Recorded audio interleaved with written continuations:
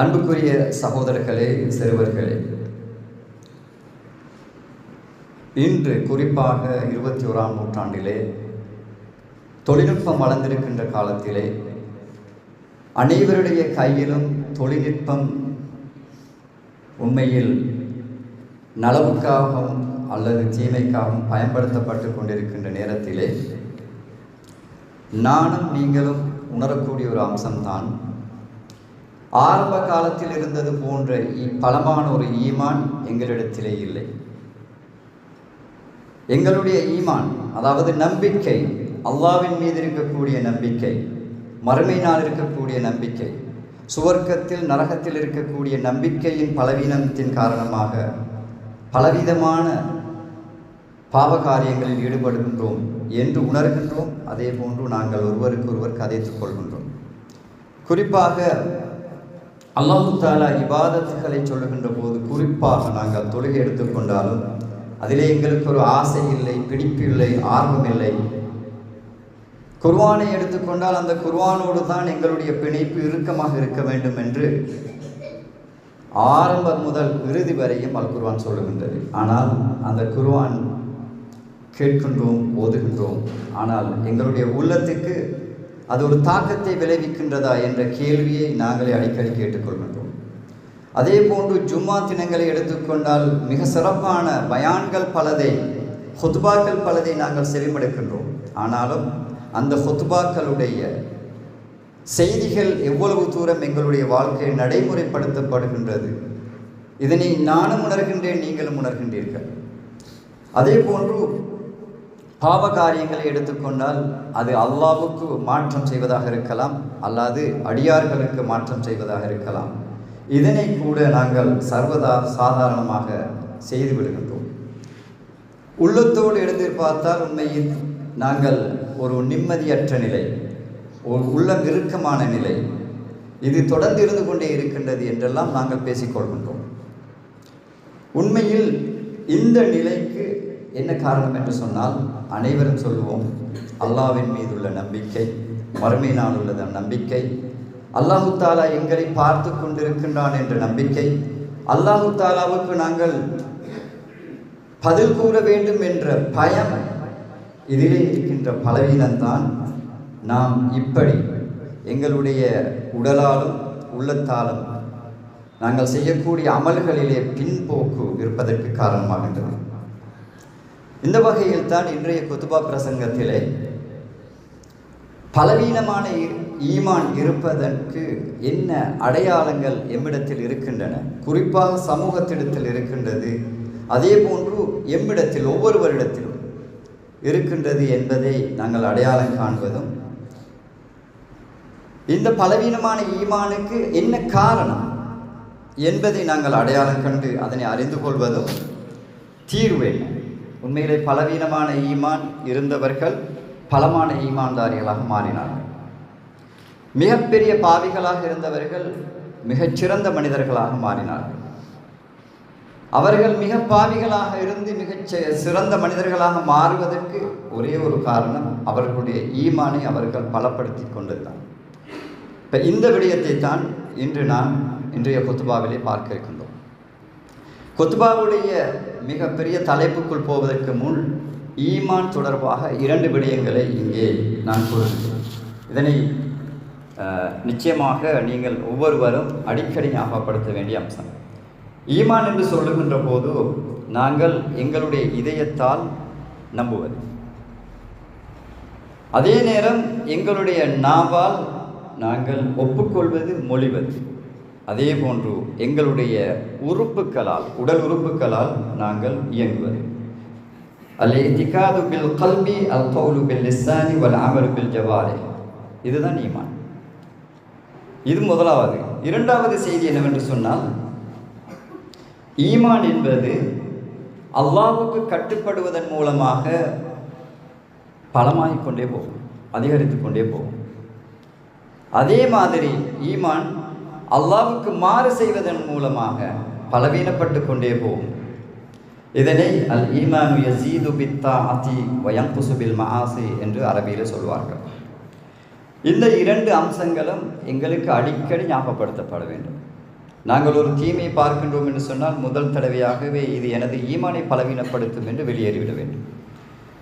அன்புக்குரிய சகோதரர்களே, சிறுவர்களே, அல்லாவின் மீது ஈமான் அல்லது நம்பிக்கை கொள்வது, அல்லாவை நாங்கள் அன்பு வைப்பது, இப்படி எங்களிடம் அல்லாவின் மீது பயமும் அன்பும் இருக்கும் என்று சொன்னால் நாங்கள் அல்லாவுக்கு மாறு செய்ய மாட்டோம். எப்போது நாங்கள் அல்லாவுக்கு மாறு செய்கின்றோம் என்று சொன்னால் அல்லாவின் மீது உள்ள நம்பிக்கையில் ஒரு பலவீனம் இருக்கின்றது, அல்லாவின் மீது வைத்திருக்கக்கூடிய மஹப்பத்தில் ஒரு பலவீனம் இருக்கின்றது, அல்லாவை பயப்படுங்கள் என்று அல்லாஹு தாலா கூறக்கூடிய விடயங்களை நாங்கள் சரியாக ஏற்றுக்கொள்ளாததன் காரணமாக இந்த பலவீனம் இருக்கின்றது. எனவே ஈமான் என்றக்கூடிய நம்பிக்கையையும், மஹப்பத் என்கின்ற அன்பையும், ஹவுஃப் என்கின்ற பயத்தையும் என்னிடத்தில் எங்களிடத்தில் ஏற்படுத்திக் கொள்வது இந்த பலவீனமான ஈமானிலிருந்து பலமான ஈமானுக்கு வருவதற்கு மிக முக்கியமான காரணமாகின்றது. இமாம் அஹ்மத் இப்னு ஹம்பல் மிகப்பெரிய இமாம்களில் ஒருவர். அவர் கூறக்கூடிய ஒரு செய்தியே மிக முக்கியமானது. உண்மையில் கல்பு என்று அரபியிலே சொல்வது தான் உள்ளம். அரபியிலே தகல்லபே என்று சொன்னால் இடம் விட்டு இடம் மாறக்கூடியது. இமாம் அஹ்மத் அவர்கள் சொல்கின்றார்கள், ஒரு மரத்தின் மீது அல்லது ஒரு வெளியிலே காற்றின் காரணமாக அங்குமிங்கும் அடித்துச் செல்லப்படுகின்ற இறக்கை போன்று கல்விருக்கும். ஒரே நிலையில் கல்விருக்கும் என்று நீங்கள் எதிர்பார்க்கலாம். கல்பு உள்ளம் ஒரு நேரம் ஒரு செய்தியோடு இருக்கும், இன்னொரு நேரம் மாறிக்கொண்டே இருக்கும். அதை நிலையான நிலையில் அதனை வழிநடத்துவதாக இருந்தால் அல்லாவின் மீது இருக்கக்கூடிய நம்பிக்கை மாத்திரம்தான் எங்களுக்கு உதவியாக இருக்கும். ஈமானுடைய பலவீனமான அடையாளங்கள் என்ன என்பதை உண்மையில் நான் விரிவாக சொல்லவில்லை. ஏனென்று சொன்னால் இது நாட்கணக்கில் கதைக்கக்கூடிய அம்சம். மிக முக்கியமான ஒரு செய்தி என்னென்று சொன்னால், நாங்கள் காய்ச்சல் என்று சொன்னால் என்ன அடையாளம் என்பதை தெரிந்து கொள்வோம். உண்மையில் உடல் சூடாக இருக்கும், உடல் டயர்டாக இருக்கும், தூக்கம் வராது, ஒரு வேலையை செய்வதற்கு ஒரு பிடிப்பிடிக்காது. இதெல்லாம் அதனுடைய அடையாளங்கள், காய்ச்சலுடைய. ஈமான் பலவீனப்பட்டிருக்கின்றது என்பதற்கான அடையாளங்கள் ஒரு 20 அடையாளங்களை நான் இங்கே அடையாளப்படுத்துகின்றேன். மிக முக்கியமாக சிலவற்றை நான் விளக்கிச் சொல்கின்றேன். முதலாவது செய்தி என்னவென்று சொன்னால், பாவத்தில் நாங்கள் வீழ்வோம். இது தொடர்பாக இமாம் ஹாக்கிம் அவர்கள் சொல்லுவார்கள், ஒரு மோமின் ஒரு பாவத்தை செய்துவிட்டால் ஒரு பெரிய மலை தன் மீது விழுந்தது போல் உணர்வான். அது ஒரு மோமினுடைய பண்பு. ஒரு சின்ன ஒரு பாவத்தை செய்தாலும் மிகப்பெரிய ஒரு கனமான ஒரு செய்தியை அவன் உணர்வான். உடனே திரும்பி அல்லாஹு தாலா இடத்திலே மன்னிப்பு கேட்பான். ஆனால் முனாஃபிக், நயவஞ்சகனாக இருப்பவன், ஃபாசிக், பாவத்திலே தொடர்ந்து ஈடுபட்டு கொண்டிருப்பவன், காஃபிர், இறைவனை மறுக்கக்கூடியவன், எவ்வளவு பெரிய ஒரு பாவத்தை செய்தாலும் தனது மூக்குக்கு முன்னால் ஒரு கொசு பறந்துவிட்டு சென்றது போல் உணர்வான். நான் ஏன் இதனையெல்லாம் சொல்லுகின்றேன்னு சொன்னால், இந்த கூற்றுக்களை சொன்னவர்கள் சாதாரண மனிதர்கள் அல்ல, மிகப்பெரிய இமாம்கள். அல் குர்ஆனை, ஹதீஸை, ஃபிக்ஹை, அகீதாவை, இப்படி எல்லாவற்றையும் துறை சேர கற்பித்தவர்கள். இப்போ எங்களுக்கு மத்தியிலே இந்த வார்த்தைகள் ஆணித்தரமாக உறுதியாக இருக்க வேண்டும், எங்களை நாங்கள் நல்வழிப்படுத்திக் கொள்வதற்கு. உண்மையில் பாவம் என்று செய்கின்ற நேரத்தில் எங்களுடைய மனதுக்கு முன் வரலாம் களவெடுத்தல், கொலை செய்தல், விபச்சாரம் செய்தல். இதுகளும் பாவங்கள் தான், பெரிய பாவங்கள் இருக்கின்றன. ஆனால் நாங்கள் நினைக்க வேண்டும், பாவம் என்றால் என்ன என்று கேட்கின்ற போது இஸ்லாமிய பரிபாஷையில் சொல்வார்கள், தன்னை படைத்த இரட்சகனுக்கு மாறு செய்வதுதான் பாவம். அதே போன்று பாவிகள் யார் என்று சொன்னால், நல்லமல்கள் செய்வார்கள், அதே நேரத்தில் தீமைகளையும் செய்து கொண்டே இருப்பார்கள். தொழுவோம், புறம் பேசிக் கொண்டிருப்போம், நோன்பு பிடிப்போம், சில நேரம் பெற்றோரை கவனிக்க மாட்டோம், உற்றாரோடு சிறப்பான உறவில் இருக்க மாட்டோம். இப்படி நன்மையும் செய்து கொண்டு தீமையும் கலந்து கொண்டிருப்பவர்களைத்தான் இங்கே பாவிகள் என்று சொல்லுகிறோம். அடுத்ததாக மிக முக்கியமான இன்னொரு பண்பு என்னன்னு சொன்னால், என்னால் நாங்கள் நம்பிக்கை என்று சொல்லுகின்ற உள்ளத்தை தான் எல்லோருமே பேசுவார்கள். இந்த அடையாளமும் சொல்லுகின்ற நேரத்திலே உள்ளத்தில் ஒரு அடையாளம் இருக்கு. உள்ளம் ஒரு இறுக்கமான தன்மையோடு இருக்கு. அந்த இறுக்கத்தை உண்மையில அல்லாஹ் தஆலா பலவாறு குர்ஆன்ல சொல்றான். அவுது பில்லாஹி மினஷ் ஷைத்தானிர் ரஜீம். ثم قست قلوبهم من بعد ذلك فهي كالحجارة أو أشد قسوة. கல் எங்களுக்கு தெரியும், கருங்கல்னு சொல்லுவோம், எவ்வளவு இறுக்கமாக இருக்கு. அல்லாஹ் தஆலா சொல்றான், கருங்கல்லை விடவும் கடுமையான இறுக்கத்தோடு இருக்கும் நெஞ்சு. இவர்களுக்கு உபதேசம் செய்கிறது கூட உள்ளே நுழையாது. மிகப்பெரிய ஒரு மரணம் ஒன்று நடந்திருக்கும், தனது நெருக்கமான நண்பன் ஒன்று மரணித்திருப்பான், அது கூட அவருக்கு ஒரு படிப்பினையாக மாறாது. குடும்பத்திலே மிக உதவியாக அல்லது ஒத்தாசையாக இருந்த ஒருவர் திடீரென மரணித்திருப்பார், ஆனால் இதுவும் அவருக்கு படிப்பினையாகும். இப்படி நாங்கள் எத்தனையோ மரணங்களை கடந்து போகின்றோம், எத்தனையோ உறவினர்களை இழந்து போகின்றோம். இந்த நேரத்திலும் நாங்கள் படிப்பினை பெறவில்லை என்று சொன்னால் அந்த உள்ளம், எங்களுடைய உள்ளம் கசத் குரு, கடுமையாகிவிட்டது. அடுத்தது இன்னொரு பாதி தான் நாங்கள் இபாதத் என்று சொல்லுகின்ற நேரத்திலே தொழுகை மிக முக்கியமானது. எல்லா இபாதத்துகளையும் பற்றி பேச தேவையில்லை. இந்த தொழுகை தொடர்பாக எங்களுக்கு சரியாக அதனை நிறைவேற்ற மாட்டோம். இதெல்லாம் அடையாளம். தொழுகையில் ஃபோக்கஸ் இருக்காது. அடுத்தது மிக முக்கியமான ஒன்று சோம்பேறித்தனம். இந்த சோம்பேறித்தனம் தொடர்பாக அதே நேரத்தில் கவனையினம், இது தொடர்பாகும். கவனையினம் சோம்பேறித்தனம் இருக்குதுன்னு சொன்னால் அதுவும் இந்த பலவீனமான ஈமான் அடையாளம். அல்லாஹ் தஆலா சொல்றான், وَإِذَا قَامُوا إِلَى الصَّلَاةِ قَامُوا كُسَالَى. தொழுகைக்கு தான் அவங்க எழுந்து நிற்பாங்க. இங்கே பாஸ்ட் டென்ஸில், கடந்த காலத்தில் தான் நல்லா சொல்கிறான். அதாவது உறுதியாக நடக்குது, எதிர்காலத்தில் நடக்கும், நாளைக்கு நடக்கும் நல்லா சொல்லலை, இப்போ நடக்குது, நாங்கள் செய்கிறோம். தொழுகைக்கு எழுப்பி நின்றோம் என்று சொன்னால் காமு குசாலா, சோம்பேறிகளாக எழுப்பி நிற்போம். இதை பாஸ்ட் டென்ஸில் சொல்கிற நேரமே சொல்வது என்னன்னு, இது நடக்குது. அப்போ இதில் இது தீர்வு பெற எதெல்லாம் வழியாக சொல்லப்பட்டிருக்குதோ அதை நாங்கள் உடனடியாக கடைபிடிப்போம். உண்மையில் பணக்காரர்களாக இருப்போம், பிற்போடுவோம். என்ன, ஹஜ்ஜுக்கு போக மாட்டோம், ஜக்காத் கொடுக்க மாட்டோம். அதே நேரத்தில் நாங்கள் வீட்டில் சும்மா தான் இருப்போம், ஜமாத் தொழுகைக்கு போக மாட்டோம். அப்போ இதெல்லாம் என்னென்னு சொன்னால் கவனையின் சோம்பேறித்தனம். ரசூல் ஸல்லல்லாஹு அலைஹி வஸல்லமோட ஹதீஸ் ஒன்று இருக்குது, மிக பாரதூரமான ஹதீஸ், அபூதாவூதில் பதிவு செய்யப்பட்டது. பள்ளிவாசல்ல முதல் வரிசையிலே இல்லாமல் தொடர்ந்தும் நீங்கள் தொழுவீர்கள் என்று சொன்னால், காரசாரம் தொழுவுறத்தை பற்றி தான் சொல்லிக்குது, பள்ளிவாக்கி வாரங்களை பற்றி தான் சொல்லிக்குது. ஏன்னா அவங்களுக்கு விருப்பம் இல்லை முன்னுக்கு தொழுகிறது, பின்னுக்கே இருந்து தொழுதுட்டு போகிறது. இதுவும் பலவீனமான. அல்லாஹ் தஆலாவுடைய ரசூல் சொல்கின்றார்கள், அல்லாஹ் தனது நெருப்பில் எரிக்கும் வரை அவர்கள் பின்னுக்கே தொழுது கொண்டிருப்பார்கள். இப்போ இதெல்லாம் காரசாரமான வசனங்கள். ஏன்னா அல்லாஹ் தனது நெருப்பில் எரிக்கிறேன்னு சொல்கிறது சின்ன செய்தி ஒன்றில் ஒரு முஸ்லீம்.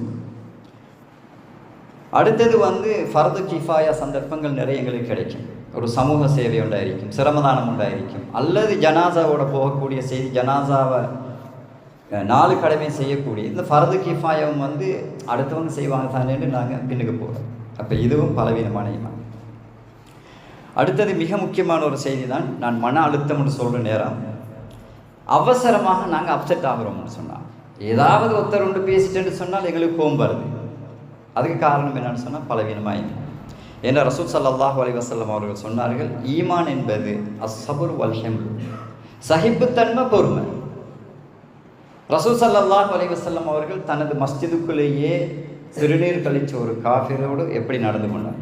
இது அந்த சபுர், சகிப்புத்தன்மை இல்லாட்டி அப்படி நடந்து கொள்ளலாம். அப்போ இதுதான் உண்மையில் நாங்கள் அடையாளம் காணணும். அடிக்கடி கோவப்படுறோம், அது மனைவியோடைய இருக்கலாம், மக்களுடைய இருக்கலாம், மனிதர்களுடைய இருக்கலாம், சக ஊழியர்களுடைய இருக்கலாம், அல்லது ஈவன் இந்த ஹதியா கேட்டு வரக்கூடிய மக்களோட இருக்கலாம். கோபப்படுவோம் என்று சொன்னால் எங்களுடைய பலவீனமான ஈமான். அன்புக்குரிய சகோதரர்களே, மிக முக்கியமான இன்னொரு அம்சம்தான், குர்ஆனை நாங்கள் ஓதுவோம், எங்களுக்கு கருத்து தெரியாது. மிக துரதிர்ஷ்டவசமான விஷயம். உண்மையில் 17 வயசு வரையும் எனக்கும் தெரியாது. ஏன்னா 17 வயசுக்கு பிறகு தான் அரபை படிக்கிறோம்.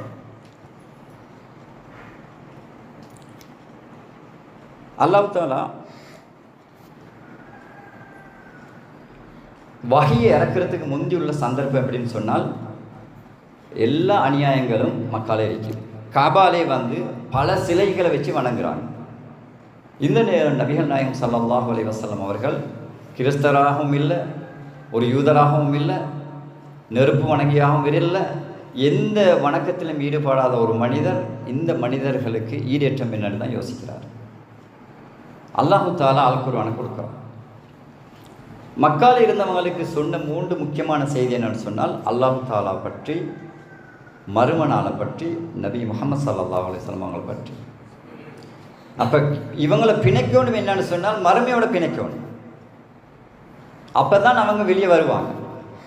இப்போ எங்களுடைய நிலைமை அதே தான். மறுமையோடு எங்கே பிணைக்கிறேன்னு சொன்னால் அந்த குர்ஆன் வசனங்கள், மக்கால் இறங்கப்பட்ட குர்ஆன் வசனங்கள் என்னன்றது எங்களுக்கு தெரியும். குறைந்தது தமிழையாவது நாங்கள் வாசித்து பார்க்கணும். குர்ஆன் வந்து என்ன சொல்லுது? நரகத்தை பற்றி பேசுது. நாங்கள் ராகமாக ஓதிட்டு போய்த்துவோம். ரசூல் ஸல்லல்லாஹு அலைஹி வஸல்லம் அவங்க சஹாபாக்கள் நின்று அழுது அதுக்கு பிறகு தான் ஓதுவாங்க. ஹராமான விஷயத்தை பற்றி குர்ஆன் பேசுது. அதை நாங்கள் வெறுமனே விட்டுட்டு போகிறோம். சூதாட்டமாக இருக்கலாம், களவாக இருக்கலாம், மாதுவாக இருக்கலாம். எதை பற்றி குர்ஆன் சொல்கிற நேரம் அடுத்த கடைசியாக சொல்லும் நீங்கள் என்ன செய்யணும். அப்போ நான் இங்கே சொல்கிறதுல முக்கியமான ஒன்று குர்ஆன் நாங்கள் தாக்கம் இல்லாமல் இருக்கிறோம். இன்னும் ஒரு 100 நாளையில் வருது இன்ஷா அல்லாஹ் ரமதான். ரமதானில் குர்ஆன் அதிகம் போதும். ஆனால் என்ன தாக்கம்? அல்ஹம்துலில்லாஹ் நான் பலரை சந்திச்சிருக்கிறேன். குர்ஆன் நிறைய ஓதுவாங்க. அதே நேரம் சிலரை சந்திக்கிறேன் குர்ஆனை விளங்கி ஓதுவாங்க. ஒரு பக்கத்தை குர்ஆனை ஓதினாங்கன்னு சொன்னால் அந்த குர்ஆனோட கருத்தை விளங்கிட்டு அடுத்த பக்கம் போவாங்க. அடுத்தது மிக முக்கியமான ஒன்று தான் அல்லாஹு தாலா திக்ர் என்று சொல்லக்கூடிய, அல்லாஹ்வை ஞாபகப்படுத்தக்கூடிய சந்தர்ப்பத்தில் எப்படின்னு சொன்னால் அதில் ஒரு ஃபோக்கஸ் இருக்காது. இப்போ இதெல்லாம் நான் ஏன் சொல்கிறேன்னு சொன்னால் இந்த அடையாளம் என்னட்டையும் இருக்கும், உங்கள்கிட்டையும் இருக்கும், எங்களோட குடும்பத்துக்களையும் இருக்கும். அப்போ இதுலேருந்து வெளியே வாரத்துக்கு உண்மையில் நாங்கள் தெரிஞ்சிருக்கணும் இந்த அடையாளம் என்னான்று. இப்போ நோய்க்கு அறிகுறி தெரிஞ்சால் தான் அந்த நோய்க்கு மருந்து தேடலாம். அடுத்தது உண்மையில் வந்து அல்லாஹ் வந்து வரம்புகள் போட்டிருக்கிறான். இது ஹராமுண்டா ஹராம் தான். நாங்கள் வச்சுக்கொண்டு இருப்போம் எப்படின்னு சொன்னால் கொஞ்சம் வட்டி தானே இருக்குது. ஹராமுண்டா பாருங்க, வட்டியில் கொஞ்சம் வட்டி மிச்சம் வட்டின்னு ஒன்று இல்லை. அப்போ இதில் அல்லாஹு தாலா ஹராமுண்டு விதித்த ஒன்றில் நாங்கள் கோபப்படாமல் இருக்கிறது, அதில் வெறுப்பு இல்லாமல் இருக்கிறது, அதை சீரியஸ் இல்லாமல் நான் எடுக்கலை ஆனால் என்ன நான் எடுக்கிறார் அதுவும் எனக்கு சீரியஸ் இல்லை. நான் எடுக்கலை என் குடும்பத்தில் ஒருத்தர் வட்டி தொழில் தான் செய்கிறார், அது சீரியஸ் இல்லை. இந்த கோபப்படாமல் இருக்கிறதும் எங்களோட பலவீனமான ஈமான்ட ஒரு அடையாளம். அடுத்தது இன்னொரு தான் இந்த உலகத்தில் இப்போ நாங்கள் பார்க்குறது தலைமைத்துவத்துக்கு ஆசை. உண்மையில் வந்து கூட்டம் ஒன்று இருக்கும்னு சொன்னால் அந்த கூட்டத்தில் அவருக்கு தான் ஃபஸ்ட் ப்ரையாரிட்டி கொடுக்கணும், முன்னுரிமை கொடுக்கணும், அவரை தான் மேடையில் ஏற்றணும் நான் நினைப்பேன்னு சொன்னால் அது பலவீனமான ஈமான். அதே தான் நீங்கள். அது மாதிரியே வந்து ஒரு ரூமுக்குள்ளே நாங்கள் வாரோம், எல்லாரும் எழுந்து நின்று அவரை வரவேற்கணும், அவருக்கு சலாம் கொடுக்கணும் எதிர்பார்க்கின்றாலும் இங்கேயும் ஈமான் தான் பலவீனம். நான் எதிர்பார்த்தேன். ஏன்னா நான் இது சொல்ல வர வந்து எதிர்பார்க்கிறவர்கள் இல்லை, எதிர்பார்க்கக்கூடிய என்னையும் உங்களையும் இப்படி எதிர்பார்க்கறதுக்கு இல்லை. அடுத்தது மிக முக்கியமான என்னன்னு சொன்னால் தலைமைத்துவம் பொறுப்புகள் எடுக்கிறதுல சீரியஸ்னஸ் வந்து தெரியும்னு சொன்னால் அதில் ஈடுபட மாட்டாங்க. உண்மையில் சீரியஸ் தெரியாமல் நாங்கள் அதில் ஈடுபடுறோம். உண்மையில் மறுமை நாளில் கை செய்தப்படக்கூடியவர்கள் முக்கியமானவர்கள் வந்து தலைமைத்துவத்தில் இருந்தவங்க. அப்போ இதுலேயும் தலைமைத்துவத்துக்கு ஆசை என்று கொண்டு எங்கள்கிட்ட இருக்கணும்னு சொன்னால் அது பலவீனமான ஈமான். ஏன்னா எந்த சஹாபியை முன்னுக்கு வந்தவங்க ஒருத்தருமே ஆசை வச்சிருக்கல நான் அந்த இடத்துக்கு போகணும், ஆனால் ரசூல் ஸல்லல்லாஹு அலைஹி வஸல்லம் கொடுத்தாங்க. அடுத்தது இன்னொரு முக்கியமான செய்தி கஞ்சத்தனம். கஞ்சத்தனம் என்ன செய்யும்னு சொன்னால் பஹீல், கஞ்சத்தனம் வந்து கூட பிறந்த சகோதர சகோதரிகளுடைய உறவை முறிச்சு கொள்ள வைக்கும். என்ன ஒட்டி இருந்தால் தானே கொடுக்க வரும். பெற்றோரோடையும் தூரமாக ஆக்கி வச்சிடும். அடுத்தது வந்து நாங்கள் எளியவன் வந்தாலும் கேட்டு வந்தாலும் ஏதாவது ஒரு ஊரோட நலனுக்கு வந்தாலும் இல்லைன்றது தான் எங்களோட வார்த்தையாக இருக்குது. நபிகள் நாயகம் ஸல்லல்லாஹு அலைஹி வஸல்லம் அவர்களை பற்றி சொல்கிற நேரம் நபிகள் நாயகம் ஸல்லல்லாஹு அலைஹி வஸல்லம் அவர்கள்ட்ட யாராவது ஏதாவது கேட்டு வந்து அவர் ஒரு நாளுமே இல்லைன்னு சொன்னது. உண்மையில் அவர் பரம ஏழையாக இருந்தார். காணுவம் வந்து 3 நாட்கள் அவர்களுடைய வீட்டிலே உணவு சமைப்பதற்கு ஒன்றும் இருக்கவில்லை. சில பகுதிகள் வருது மாத கணக்கில்.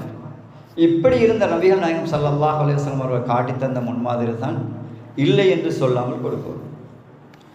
அடுத்தது மிக முக்கியமான ஒன்று, நாங்கள் சில நேரம் அட்வைஸ் பண்ணுவோம், ஆனால் நாங்கள் செய்ய மாட்டோம். இது அல்லாஹ் தஆலா கடுமையாக கண்டிக்கிறாங்க. கபுர மக்தன் இந்தல்லாஹி அன் தகூலு மா லா தஃஅலு. அல்லாஹ்வுக்கு மிக மிக மிக மக்கத்துன்னு சொன்னால் கோபமும் இல்லை, கடுமையான கோபம். அல்லாஹ் கடுமை யாரோட கோல்பாடுறான்னு சொன்னால் நாங்கள் உபதேசிக்கிறோம், ஆனால் நாங்கள் செய்யறதில்ல. நிறைய பேரண்ட்ஸ் இருப்பீங்க, சில நேரம் பிள்ளைகளுக்கு சொல்லுவோம் தொழுங்கன்னு, நாங்கள் சொல்ல மாட்டோம். ஓதுங்கன்னு சொல்லுவோம், நாங்கள் ஓத மாட்டோம். அப்போ இது என்மையில் என்னன்னு சொன்னால், இது நாங்கள் சின்ன இடத்துலேருந்து ஆரம்பிக்கணும். இதில் எவ்வளோ தூரம் நாங்கள் உபதேசம் செய்கிறோமோ அவ்வளோ தூரம் நாங்கள் அட்வைஸை கேட்டுக்கிறோம். அலி ரலியல்லாஹு அன்ஹு அவங்கள்ட்ட ஒரு பெண்மணி சொல்கிறார், என் மகன் அதிகமாக இனிப்பு சாப்பிட்றான், அதுக்கு ஒரு உபதேசம் செய்யுங்க. அலி ரலியல்லாஹு அன்ஹு சொல்கிறாங்க, நாளைக்கு வாங்க. அந்த மனுஷி யோசிச்சு பார்க்குறேன், என்னடா சின்னொரு அட்வைஸ் தானே, அடுத்த நாள் வாரம் கேட்டோன்னே சொல்கிறாரு. அட்வைஸை சொல்லி முடிஞ்சோன்னே அந்த மனுஷி கேட்குறாங்க, நேற்றே இந்த அட்வைஸ் எனக்கு தரையிருந்துச்சு, உபதேசம் தரைஞ்சி, நேற்று வரைக்கும் நானும் இனிப்பு தான் திட்டு கொண்டேன். அப்போ உண்மையில் ஒரு சின்ன விஷயமா இருந்தாலும் சஹாபாக்கள் என்ன செஞ்சாங்கன்னு சொன்னால், தான் உபதேசிக்கிறதுக்கு முந்தி தன்னிடத்தில் இருக்குதான்றதை பார்த்துக்கொண்டாங்க. அன்புக்குரிய சகோதரர்களே, உண்மையில் இப்படி அடையாளங்கள்னு நிறைய காணலாம். பொறாமப்படுறது, அடுத்தது ஹராத்தில் நாங்கள் வீழ்ந்தாலும் அதிலேருந்து தவிர்த்து கொள்ளணும்னு நினைக்காம இருக்கிறது. குறிப்பாக நான் சொல்லுவோம், இன்றைக்கு பர்த்டே பார்ட்டிஸ் எக்கச்சக்கம். இதே நேரத்தில் இன்னமும் சொல்லையிலும் மேக்கப், அதுக்கு உண்மையில் நாங்களும் பொறுப்பாக இருக்கோம். ஏன்னா எங்களோட பணத்தால் தான் எங்களோட சகோதரிகளோ எங்களோட மனைவிகளோ வாங்குவாங்க. இப்போ இதெல்லாம் ஒரு சீரியஸ் மேட்டர், இது வேறையாக கதைக்கணும். இப்போ இதெல்லாம் என்னென்னு சொன்னால், எங்களோட ஈமான் பலவீனமாகி கொண்டே போகுது. யாருக்கு நாங்கள் அழகாக காட்டணும்? உண்மையில் கணவனுக்கு மாத்திரம்தான். அப்போ இந்த விஷயத்தில் இப்போ நாங்கள் பார்த்தோம்னு சொன்னால், நாங்கள் ஆண்களும் அதுக்கு பங்காளிகளாக மாறிக்கிறோம். அடுத்தது இன்னொரு செய்தி, சின்ன சின்ன நன்மைகள் இருக்கும், அதை நாங்கள் பெருசாக ஆழ்த்தி கொள்றதில்ல. உதாரணமாக ரோட்டில் இருக்கக்கூடிய ஒரு அழுக்கை அகற்றுறது, அதே நேரம் ஒரு சகோதரனை தெரிஞ்சவரோ தெரியாத அளவு மகிழ்ச்சியோடு அவரை சந்தித்து அவரோட பேசுகிறது, கதைக்கிறது, இதெல்லாம் சின்ன சின்ன செய்திகள். ஆனால் இதை நாங்கள் அலட்டி கொள்றோம். இப்படி அடையாளங்களாக பல விஷயங்கள் இருக்குது. அதில் கடைசியாக சிலதை சொல்லி தலைப்பை மட்டும் சொல்கிறேன். அடுத்த முஸ்லீம்களை பற்றி எங்களுக்கு கவலை இல்லை, கரிசனை இல்லை. இதுவும் பலவீனமான ஈமான் அடையாளம். நெருக்கமாக இருந்த ரெண்டு பேருக்கு இடையில் சகோதரத்துவம் முறிஞ்சிச்சு, அதில் நாங்கள் சந்தோஷப்படுறோம். அல்லது சகோதரத்துவத்தை முறிக்கிறதுக்கு நாங்கள் காரணமாக இருக்கிறோம். இப்போ இதுவும் சர்வசாதாரணமாக நடக்குது. அடுத்தது மிக முக்கியமான என்னன்னு சொன்னால், இஸ்லாத்துக்காக வேலை செய்யணும்ன்ற எந்த விருப்பமும் இல்லை. இஸ்லாத்துக்கு அழைக்க வேணும், இஸ்லாத்துக்காக பணிபுரியவங்களோட நாங்கள் பேசி அவங்களுக்கு ஒத்துழைக்க வேண்டும், அல்லது படிக்கக்கூடியவங்களுக்கு ஒத்துழைக்க வேண்டும். இந்த தன்மையும் இல்லாமல் போயிருக்கு. அடுத்தது, அல்லாஹ் தாலா ஒரு சோதனையை தந்தான்னு சொன்னால் துவண்டு போயிடுறது, ஏன் எனக்கு மட்டும். இப்போ இது நம்பிக்கையில் பலவீனம் காரணமாக தான் நடக்கும். இன்னொன்று, தேவைக்கு இல்லாமல் வாதம் போடுறது, சின்ன ஒரு விஷயத்துக்கு சண்டை பிடிக்கிறது, வாதிக்கிறது. குறிப்பாக எங்களுடைய அது ஒவ்வொரு டைம் மாறி மாறி வரும். ஒரு பீரியடில் ஸ்போர்ட்ஸாக இருக்கலாம், இன்னொரு பீரியடில் பொலிட்டிக்ஸாக இருக்கலாம். இது சின்ன சின்ன விஷயத்துக்காகவும் நாங்கள் வாதிட்டு போடுறது. அடுத்தது மிக முக்கியமான 2 செய்தியை சொல்லி அடுத்தது போகிறேன். உலக ஆசை. இந்த உலக ஆசையை சொல்கிற நேரம் என்னென்னு சொன்னால், இப்போ நாங்கள் வீடு வாசல்களாக இருக்கலாம், தொழில் துறவுகளாக இருக்கலாம், எவ்வளவும் நாங்கள் ஹலாலாக சம்பாதிக்கலாம். ஆனால் அந்த உலக ஆசை வர வர என்ன நடக்கும்னு சொன்னால், மறுமைக்கான ஆசை இல்லா போகும், மறுமைக்கான தேடல் இல்லா போகும். அடுத்தது ஆடம்பரம். இந்த ஆடம்பரத்துக்கு நாவுதுபில்லா, நான் உண்மையில் இங்கிலாந்தில் ஒரு 25 வருஷம் வாழ்ந்திருக்கேன். இலங்கையில் ஆடம்பரம் இருக்கிற மாதிரி இங்கிலாந்தில் இல்லை. இதை நீங்கள் யார்கிட்டையும் தெளிவாக சொல்ல, வீட்டுகள் வீண்விரியம் இருக்கிற மாதிரி அங்கே இல்லை. என்று சொன்னால் அங்கே உண்மையில் மார்க்கம், அங்கே பயப்படுறாங்க எல்லாரும், எங்களோட பிள்ளைகள் வழிகட்டு போயிடுவாங்க. எனவே அவங்க மார்க்கத்தை தேடுறாங்க, படிக்கிறாங்க. இங்கே நாங்கள் சர்வசாதாரணமாக இருக்கிறோம். சுற்றுவரையும் பள்ளிவாசல்கள் இருக்குது, தக்கியா இருக்குது, அமைப்புகள் இருக்குது, எங்களோட பிள்ளைகள் பாதுகாப்பாக இருப்பாங்க. ஒரு நாள் நடக்காது. நாங்கள் தான் படிக்கிறோம். அப்போ இதில் என்ன செய்யணும், ஆடம்பரமும் மிக முக்கியமாக வந்து பலவீனமான ஈமான் முக்கியமான ஒரு பகுதி. பலவீனமான ஈமான் வாரத்துக்கு என்ன காரணம்? முதலாவது செய்தி என்னன்னு சொன்னால், ஈமானுடைய சூழலை விட்டு எங்களை தூரமாக்குறது. முஸ்லீம் ஊராக இருக்கு, 5 நேரம் பள்ளிக்கு எல்லாரும் போவாங்க, ஆனால் நான் தூரம். இப்படி நான் தூரமாக இருந்துட்டு நாங்கள் அல்ஹம்துலில்லாஹ் முஸ்லீம் ஊரில் தான் இருக்கிறோம், கிராமத்தில் தான் இருக்கிறோம்னு எங்களை சொல்லலாது. அல்லாஹ் தஆலா அல் குர்ஆன்ல சொல்கிறான், ஃபதால அலைஹிமுல் அமது ஃபகஸத் குலூபுஹும். அல்லாஹ்வை விட்டு தூரமாக நீண்ட காலம் அவங்க போயிட்டாங்க. ஃபகஸத் குலூபுஹும், அவர்களுடைய உள்ளம் இறுக்கமாகிவிட்டது. வகஸீரும் மின்ஹும் ஃபாஸிகூன், அதிகமானவர்கள் பாவிகள், பாவத்தில் ஈடுபடுவாங்க, அல்லாஹ்வுக்கு மாற்றம் செய்வாங்க. இப்போ முதலாவது என்னன்னு சொன்னால், நாங்கள் சூழலை நோக்கி நகரும். அந்த சூழல் என்று சொல்கிற நேரம் பள்ளிவாசலோடு இருக்கக்கூடிய சூழலை தான் நான் தான் சொல்கிறேன். காரணம் என்னன்னு சொன்னால், நபிகள் நாயகம் ஸல்லல்லாஹு அலைஹி வஸல்லம் அவர்களும் சஹாபாக்களும் பள்ளி வாயலில் இல்லாமல் வீட்டில் தொழுவதை நயவஞ்சர்களுடைய பண்பாகத்தான் பார்த்தாங்க. பள்ளிவாசல் தான் முஸ்லீம்களுடைய இடம், ஆண்களுடைய இடம். வீட்டில் தொழுகிறதா இருந்தால் அது வந்து நயவஞ்சகம். நயவஞ்சகம் என்று சொன்னால் கொஞ்சம் இஸ்லாத்தை பின்பற்றும், அதே நேரத்தில் இஸ்லாத்திலிருந்து கொஞ்சம் தூரமாகவும் இருக்கும். அடுத்தது 2வது காரணம் என்னென்னு சொன்னால், நல்ல மனிதர்களோடு நாங்கள் சகவாசம் வச்சுக்கொள்கிறதுக்கு விரும்பாமைக்கிறது. பள்ளியில் இமாம் இருப்பார், இமாம் தனியத்தான் கூட இருப்பார். அவருக்கு இருக்கிற டைமையும் நாங்கள் பெய்து பயன்படுத்தணும்னு இல்லை. ஊரில் ஒரு மதரசா ஒன்றிக்கும், அந்த மதரசாவில் சில நேரம் வந்து நல்ல வாசிகசாலை இருக்கும், அதில் போய் வாசிக்கிற தன்மை எங்கள்கிட்ட இருக்காது. அல்லது அங்கே இருக்கக்கூடிய இமாம்களோடு எங்களுக்கு உறவு இருக்காது.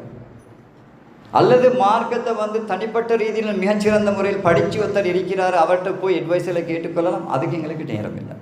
ஆனால் அதை விட மறுபக்கம் பார்த்தோன்னு சொன்னால் பல மணித்தியாலங்களை நாங்கள் வேறு விஷயங்களில் கழிப்போம்.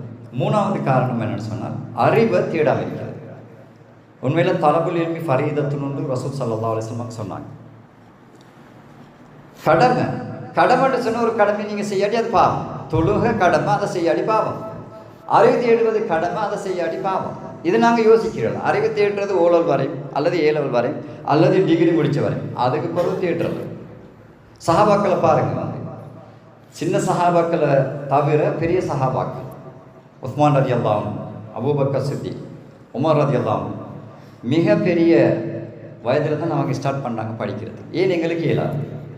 அடுத்தது வந்து பாவச்சூழலை வந்து நாங்கள் எங்களுக்குள்ளே ஏற்படுத்தி போடுறோம். குறிப்பாக வந்து வீட்டு சூழல்ற டிவி கலாச்சாரம், நாடகம் பார்க்குற கலாச்சாரம், அல்லது வீட்டு சூழல்ற வந்து எல்லோருக்கும் வந்து வைஃபை ஈஸியாக கிடைக்கும், எல்லோரும் ஃபோனும் கையில் இருக்கும். அதை வந்து நாங்கள் மொனிட்டர் பண்ணுறல, ஒப்சர்வ் பண்ணுறல, எப்படி பயன்படுத்துகிறாங்க, என்னத்துக்கு பயன்படுத்துகிறாங்க ஒட்டுக்கும் தெரியாது. போகிற போக்கில் வந்து 2 மணி வரையும் புள்ள முழிச்சிட்டு இருந்து படித்தாங்கன்னு தான் சொல்லுவாங்க. அல்லாஹ் மட்டும்தான் அறிவோம் நாங்கள் படித்தாங்களா அல்லது இறைவனுக்கு மாற்றம் செஞ்சாங்க. அடுத்தது மிக முக்கியமான செய்தி என்னன்னு சொன்னால், உலக விஷயத்தில் அதிக நேரத்தை கொடுப்பதும் ஈமான் பலவீனமானதுக்கு காரணம். ஏன்னா உலகத்தை பற்றி நீங்கள் பாருங்கள், ஒரு பிஸ்னஸ் மேனோட நீங்கள் இருந்தீங்க, பிஸ்னஸ் மட்டும்தான் பேசுவீங்க. அதே நேரம் ஒரு அறிவாளியோடு இருந்தால் அந்த அறிவு தொடர்பாக நீங்கள் சிந்திப்பீங்க, யோசிப்பீங்க. அடுத்த மிக முக்கியமான ஒன்று, மனைவி மக்கள் எங்களோட சொத்து விஷயத்தில் நாங்கள் நேரத்தை கூட கொடுக்குறது.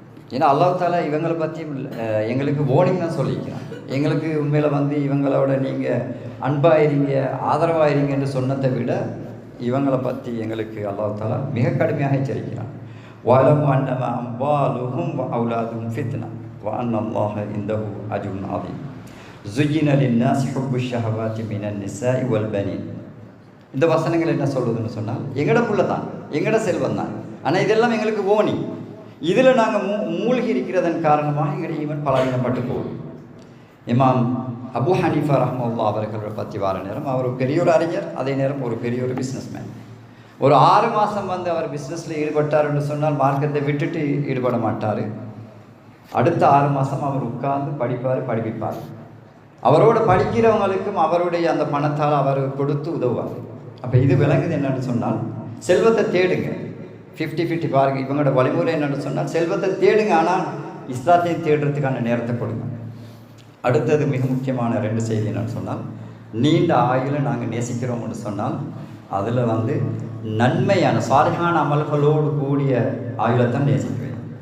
அடுத்த இறுதியான ஒரு பகுதி, இதை முக்கியமாக சொல்லி முடிச்சு கொள்கிறேன். இந்த பகுதியில் உண்மையில் நாங்கள் எங்களுடைய நெஞ்சுக்கு உள்ளத்துக்கு வந்து சில விஷத்தை ஏற்றி கொண்டே இருக்கிறோம். என்னென்னு சொன்னால் மோசமான எண்ணம். யார் பார்க்குற நேரம் சூஃபி மகான விளங்குவோம். ஆனால் அவரை உள்ளம் எப்படின்னு சொன்னால் நஞ்சு, அடுத்தவ பற்றி பொறாமல், புறம், அடுத்தது மோசமான எண்ணம். தனக்கு கிடைக்காத இல்லாதது இன்னொருத்தனுக்கு கிடைச்சின்னா அதை பற்றி ஒரு கவலை. இது உண்மையில் மனைவி விஷயங்களத்திலே இருக்கலாம், கணவன் விஷயத்திலே இருக்கலாம். இது ஒரு பெரிய ஒரு செய்தி, நச்சு. அடுத்தது மிக முக்கியமான வந்து எங்களோட பார்வையாலையும் நாங்கள் உடல் உள்ளுக்குள்ள நஞ்சை விதைக்கிறோம். இன்றைக்கி இருக்கக்கூடிய செய்தி நேரடியாக இல்லை, எல்லாவற்றையும் வேர்ச்சுவலாக நாங்கள் பார்க்கலாம். இதுவும் எங்களுடைய உள்ளத்தை நெஞ்சு போட்டு நாங்கள் சாவடிக்கிறோம். அடுத்தது மியூசிக், லிசன் பண்ணக்கூடியது. நீங்கள் யாரும் சொல்ல மாட்டோம், இன்றைக்கி பிள்ளைகள் வந்து நீங்கள் நினைக்கிற மாதிரி மியூசிக் இல்லை.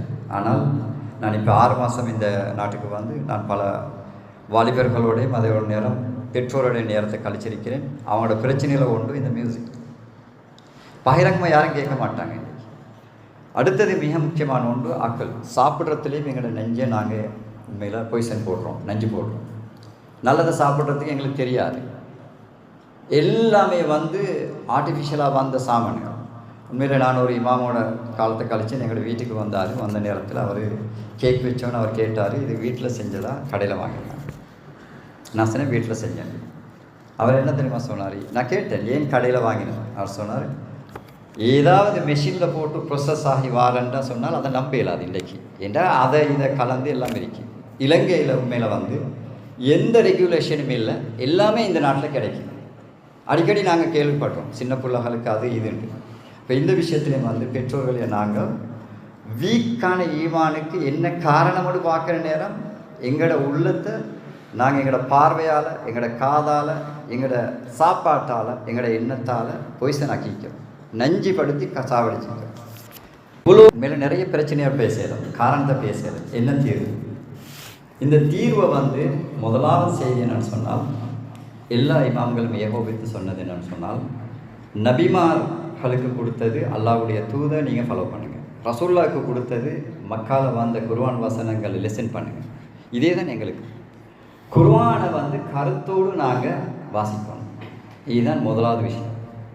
அப்போ இதில் உண்மையில் ரசூல் ஸல்லல்லாஹு அலைஹி வஸல்லம் அவங்க சூரா ஆல இம்ரான்ல கடைசி பாதி இன்ன ஃபீ ஹல்கிஸ் ஸமாவாதி வல் அர்த் இது இறங்கினவரும் வாசித்து முடிஞ்சிட்டு அழுகிறாங்க.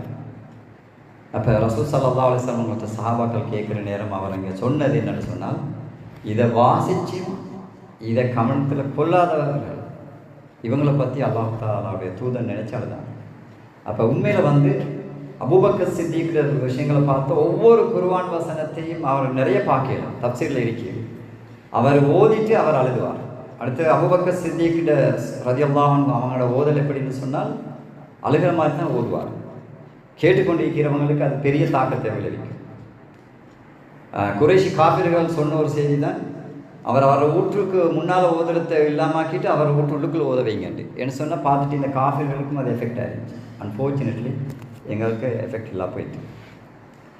அடுத்தது 2வது செய்தி என்னன்னு சொன்னால், அல்லாஹு தாலாவை பற்றி அதிகமாக நாங்கள் அறிஞ்சு கொள்வதற்கு, படித்து கொள்வதற்கு முன்னுக்காகும்.